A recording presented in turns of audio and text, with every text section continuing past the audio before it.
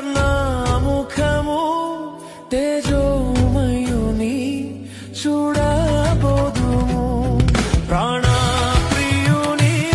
స్వర్ణముఖము తేజోమయుని చూడబోదుము తేజోమయుని